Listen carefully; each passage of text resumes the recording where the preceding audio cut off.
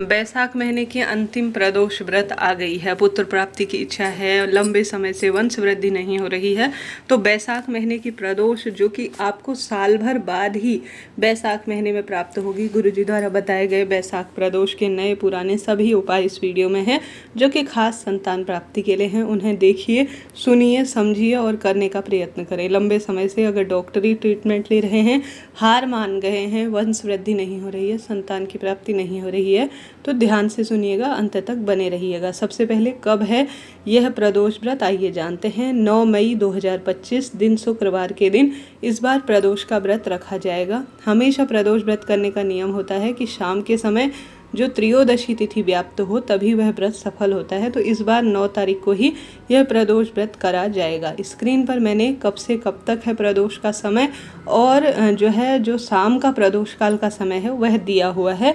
फिर भी आपको बताते हुए चलूँ, यह बहुत श्रेष्ठ समय है और अपने भाग्य की रेखाओं को प्रबल करने के लिए है, जिसमें अगर आप सुंदर तरीके से इस शुभ मुहूर्त में पूजा उपाय नियम करते हैं तो लाभ तो मिलता ही है। बैसाख महीना सबसे अधिक महादेव और श्री नारायण को प्रिय महीना है सावन के बाद। ऐसे में इस महीने जो बैसाख महीने की प्रदोष है उसके कई उपाय गुरुजी ने बताए हैं। उन्हें अगर आप कर लेते हैं तो सफलता कदम चूमेगी और निश्चित रूप से संतान प्राप्ति की कामना आपके सिद्ध होने वाली है। कैसे उपाय को करें, ध्यान से सुने और अंत तक बने रहें। देखिए, सबसे पहले कोशिश करें, शुक्रवार का दिन है, लाल रंग के कपड़े माँ लक्ष्मी और शुक्र ग्रह से संबंध रखते हैं उन्हें पहने। उसके बाद उपाय करना शुरू करें। जो सबसे पहला उपाय है वह कैसे करना है, ध्यान से सुने। यह उपाय आपने गुरुजी के मुख से सुना होगा। इस उपाय को सरलतम तरीके से करना है प्रदोष व्रत के दिन। पिपलेश्वर महादेव का नाम लेकर जो पहला उपाय है उसे करना है। इसके बाद 3-4 उपाय और हैं, उन्हें भी सुनते हुए जाइएगा। पिपलेश्वर महादेव का नाम लेकर आपको लेना है एक पीपल का पत्ता। पीपल का पत्ता हर स्वरूप में सुख देता है। आपको एक मिट्टी का पात्र लेना है, जैसे कि मिट्टी का दीपक में जल भर कर रख सकते हैं, या आप मिट्टी का घड़ा, सुराही जो भी आपके पास है उसे जल के पात्र से भर लीजिए। ठंडा हो जाने दीजिए दीपक में पानी, ठीक है। फिर उसे जल के लोटे में डाल लीजिए। चले जाएं पीपल पेड़ के पास, नाम अपना गोत्र बोलें और मनोकामना बोलें और बेलपत्र पेड़ के पास पीपल के पत्ते को ले जाएं। सबसे पहले पीपल वृक्ष की जड़ में कच्चा दूध चढ़ाएं, दीपक लगाएं और पीपल के पत्ते को वहां पर रख दीजिए। अपना नाम गोत्र बोलें, पिपलेश्वर महादेव की जय बोलें और अपनी मनोकामना बोलें कि हे महाप्रभु, हे महादेव, आप भगवान श्री कृष्ण को पुत्र देते हैं, मुझे सुख सौभाग्य का वरदान दीजिए। ऐसी प्रार्थना करते हुए पीपल वृक्ष, बेलपत्र वृक्ष की जड़ में आपने पूजा कर ली। पीपल का पत्ता जो रखा है उसके ऊपर 7 बार आपको 1 लोटे जल से धीरे धीरे जल चढ़ाना है। कितनी बार? 7 बार जल चढ़ाना है पीपल के पत्ते में, ठीक है। अपनी मनोकामना बोलने के बाद उस पीपल के पत्ते को आप घर ले आएँ।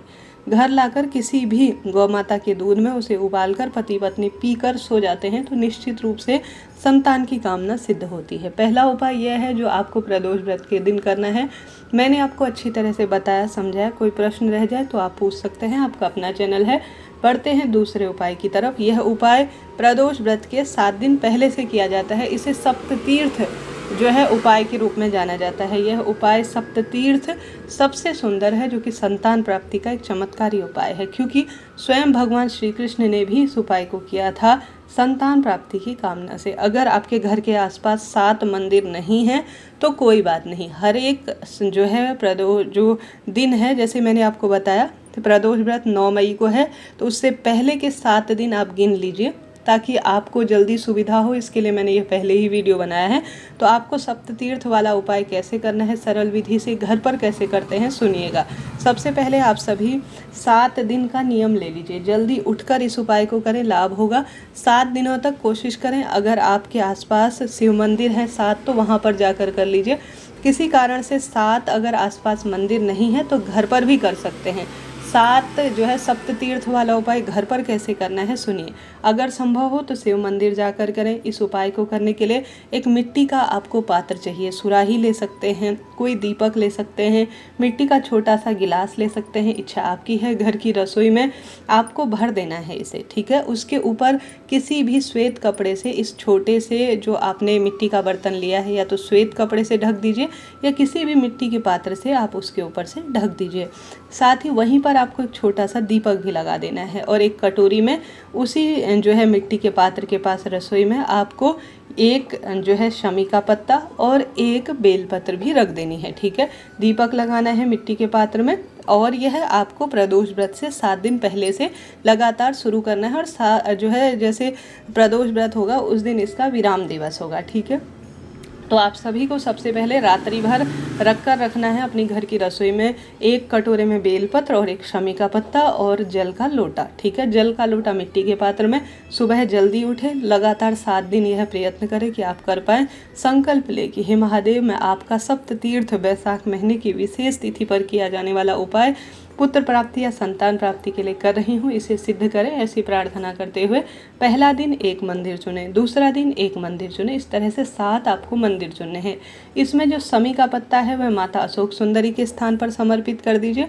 बेलपत्र आप शिवलिंग पर चढ़ा दीजिए। ध्यान रहे कि जो बेलपत्र है उसकी डंडी आपके विपरीत होनी चाहिए। ठीक है, अब आप सभी को विधि विधान से पूजन करना है और शिवलिंग पर चढ़ा हुआ जल, ठीक है, जो ठंडा पात्र आपने रखा है उसे शिवलिंग पर चढ़े हुए जल को आपको घर ले आना है उठाकर।